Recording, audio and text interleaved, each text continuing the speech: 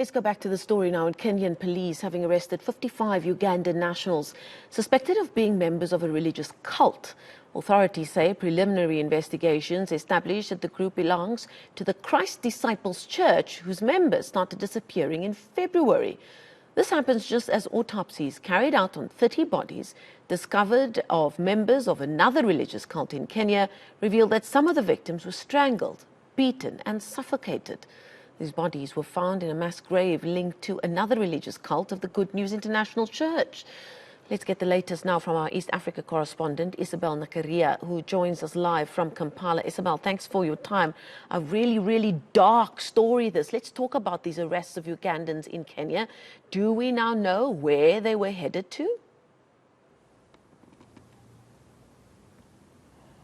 Thank you. The 55 Ugandans, we are told, were going to Ethiopia because their leader, who we understand is a cult leader, told them that the doomsday was about to come in Uganda, in that particular area where they live, that is in eastern Uganda, and death was supposed to begin in that particular area. So they were told to pay $500, about $500. Many of them did not have this money, so they sold their properties, cattle, homes, land to raise this money. And those who managed to raise this money, we are told, was supposed to be for their transport to Ethiopia. They were joining another group that is already in Ethiopia, about 100 of them. We also understand that this particular group of people started disappearing from Uganda in February or March, and they realized that they were not there. And later they were discovered in Ethiopia. The Ethiopian Prime Minister, Foreign Minister, said that a group of Ugandans arrived there saying the doomsday was about to arrive in their area. So their leader told them Ethiopia was the safest place for them to be. And they were going there actually to preach evangelism. So these 55 people are still in Kenya, we are told.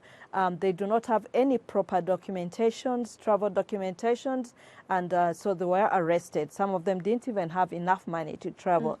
They were supposed to travel by bus, and some of them were stranded there. So they were arrested, and Kenya got in touch with Uganda, and Ugandan police is trying to facilitate their return back. But these are some of the religious movements that are beginning to crop up.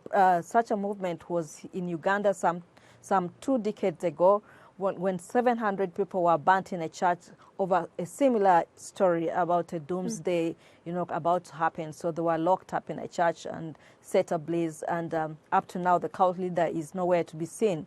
The particular cult leader of these 55 members is also on the run. We are told the police is searching for him, and they need to find out more answers of what really happened. Now you're talking there now of the self-proclaimed pastor Paul McKenzie. What do we know about him, and what charges is he facing related to this mass grave that we've heard of?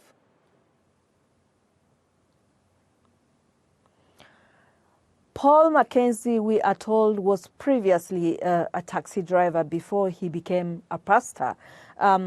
He took over the leadership of a church in Malindi, that is the coastal town of Kenya, after the leader of that church died.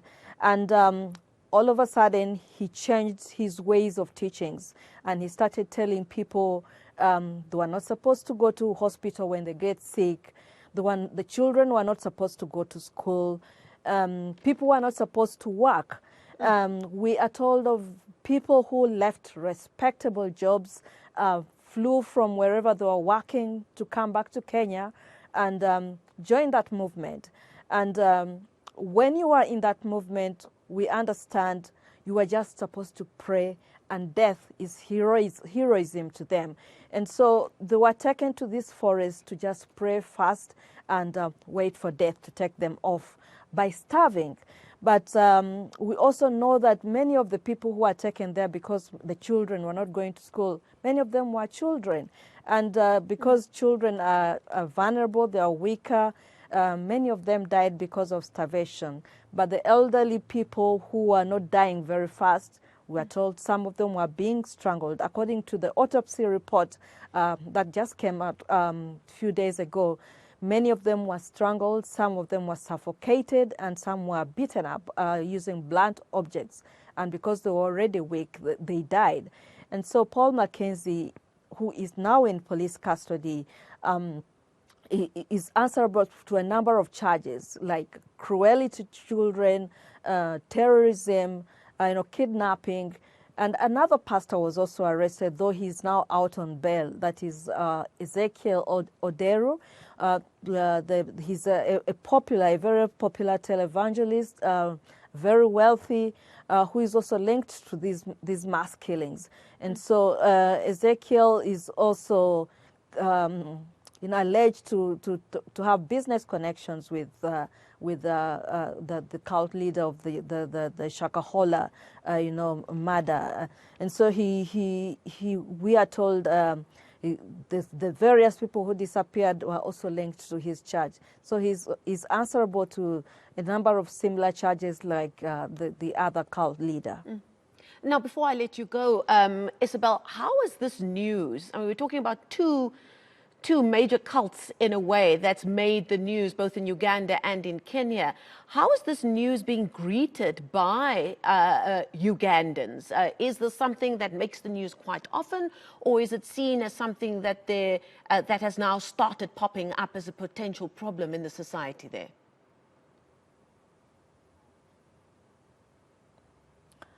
First of all, I must say this news is shocking to many people.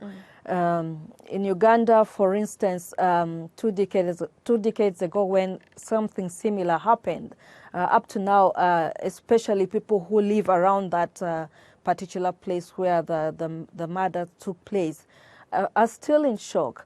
Many people who lost their relatives, their loved ones, do not understand how their people got convinced to go into a church, get locked up, get convinced that doomsday is coming up, and you need to hurry up and go to heaven before you're killed.